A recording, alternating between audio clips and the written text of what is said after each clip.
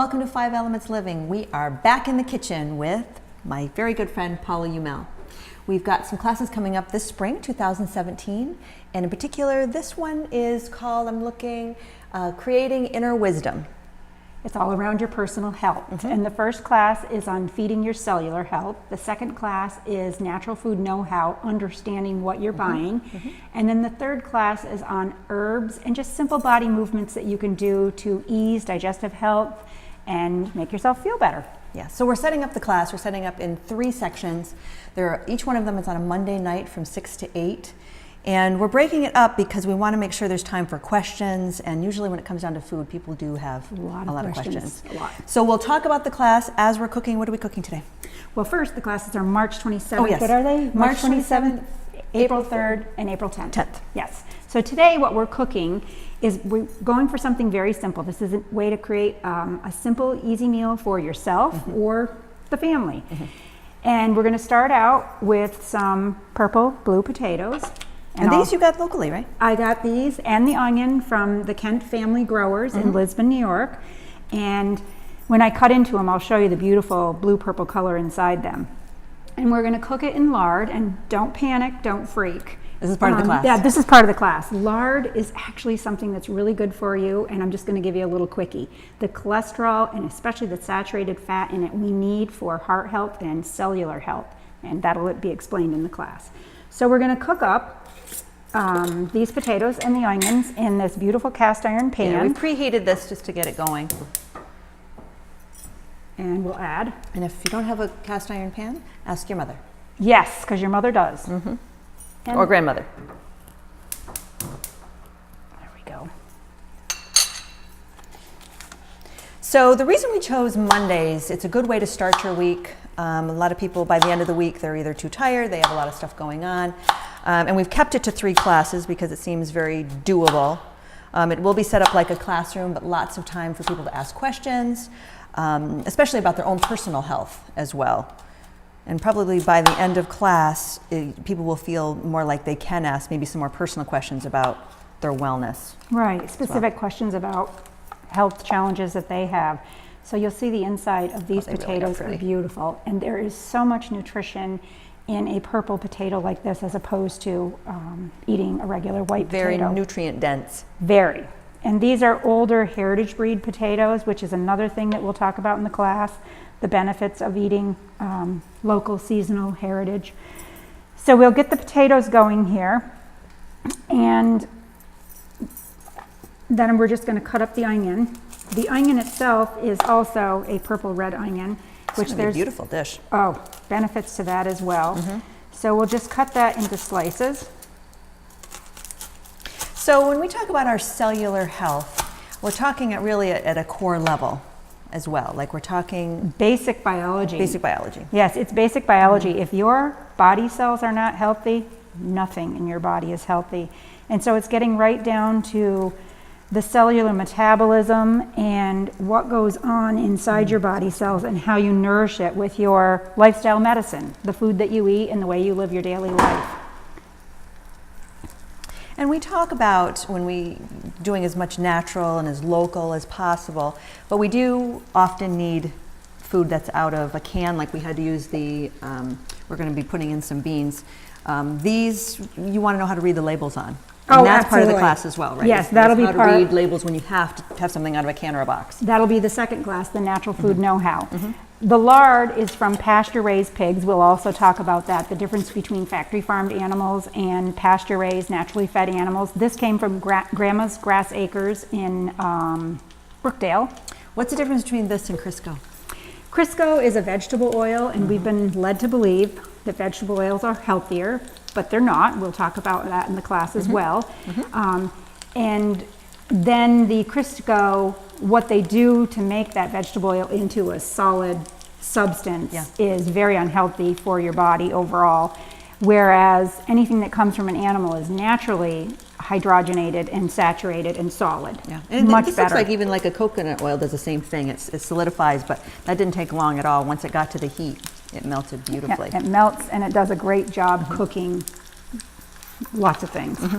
So we'll just let the potatoes cook here for a few minutes, And then I'm just going to talk about ways to work with it. Once you get your food cooked, we'll flip the potatoes and the onions over here.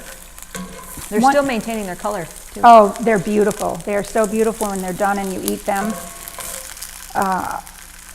Once you get them cooked, you can serve the potatoes and the onions just as is with another dish, whatever you want for protein, be it red meat, chicken, pork. I don't like to differentiate, but just meat.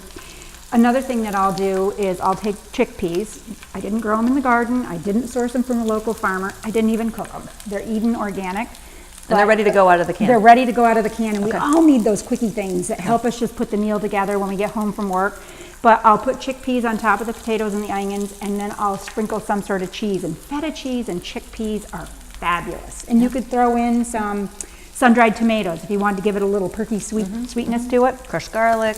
Oh, absolutely. Crushed garlic is wonderful. I'm thinking back to when we do, like, right now being winter, we usually use more immune powerful herbs, which onions are. Onions, yes, they're full of selenium, they're full of sulfur, all kinds of good things, and you'll learn about that in the third class, the herbs for cellular health.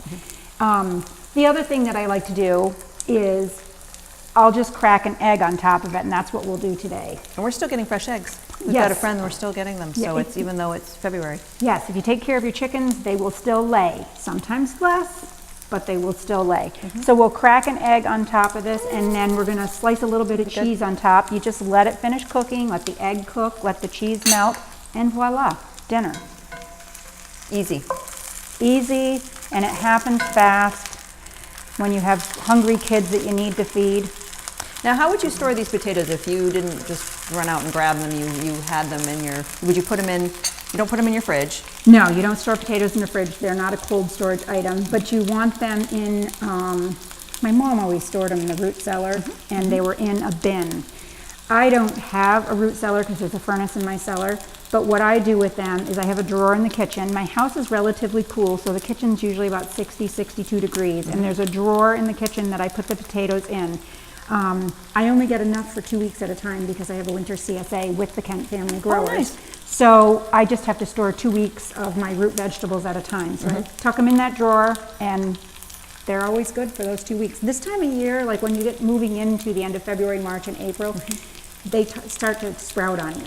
No matter where they are stored, no matter where they will start to sprout. How do you know when you're not supposed to eat them? Like when you open up and they've got a little bit of sprout, I've often picked them off and still use them. Absolutely, pick You the can. sprout off and use them. Okay. The potato just knows it's spring. It knows it needs to be in the earth and start growing. So they're fine, just pick the sprouts off. The only time I would say not to eat potatoes is like when you cut into a white potato, if there's a lot of green in it, don't eat it. It's gone too far. Yeah, and Okay. it's just not in a good eating state. So let's crack an egg in here. Oh, nice. And the yolks on these eggs, because they are naturally fed and pasture-raised eggs, the yolks are beautiful, deep yellow orange. They're not the colors. pale, almost non-existent yellow of grocery store eggs. They're beautiful. And it's so gray out now and so dismal. I mean, it's raining today, but the snow and the grayness, it's really, this And is now so we have pretty. red onions and purple potatoes and beautiful orange eggs. Yeah. This cheddar here is from Camden, New York, I believe. And it's just a, It's goat's milk. in yep, it, it's too. a raw goat's milk cheddar. So I just slice it really thin so it melts easily. My favorite thing about how you cook is a lot of people think, oh, it's too much time. There's products I don't understand. Most people have potatoes, onions, eggs, cheese. Easy. It's easy. Easy, and it's Not everybody would maybe have these beans, but You got eggs. you got eggs.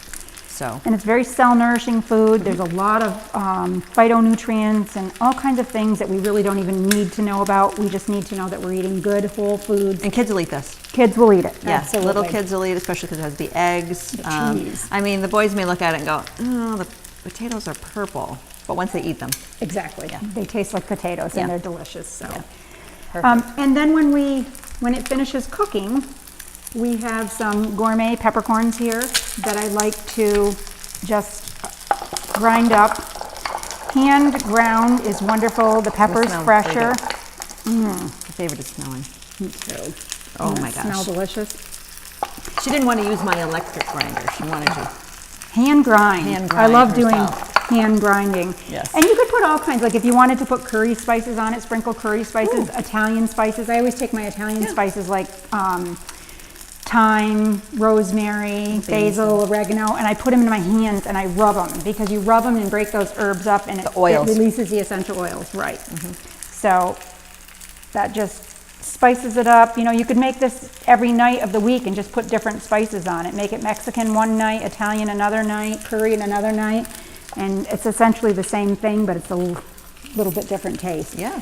And then at the table, we've got some Himalayan pink sea salt. Another thing we'll talk about in the class, the Maybe have a difference little- between table salt, like, I don't want to use any brand names, Right, but the right, right. difference between plain white table salt and a good unrefined sea salt. Yeah.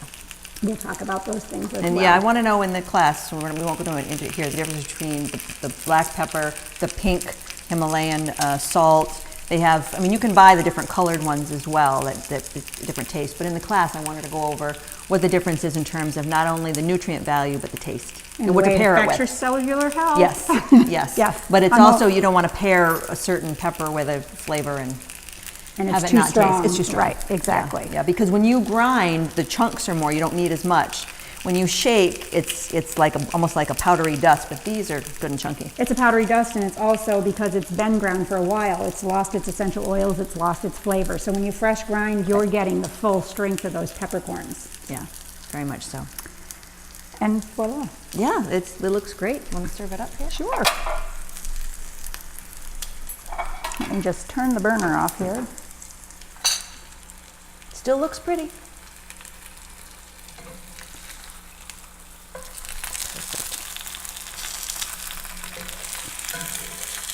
I haven't had lard in years. Oh, I have cooked with lard for Actually, that's years. not true. You probably made me something and I didn't even know it was in it. So Absolutely. I have cooked with lard for years. You want me to tell you why? yeah, Oh, besides things that we'll talk about in class. Sure. I started thinking about it with common sense. My grandparents all grew up on self-sustaining farms, and they lived on lard. And what they it's had. Everything was cooked in lard, and my grandparents lived all of them until they were almost 90. No health problems. Right. So, I don't know, I don't think lard's a problem. right, right. It just has a stigma. It just has a stigma. Yes, and we can discuss that stigma Yeah. in class. Yeah, this is beautiful. So more information on 5elementsliving.com under the events. You can register right online. Register for all 3 classes. If you have any questions, you can send them through me or even on your site as well. Absolutely, feel free to email. So, yeah. So cheers. Thank you. Thank you.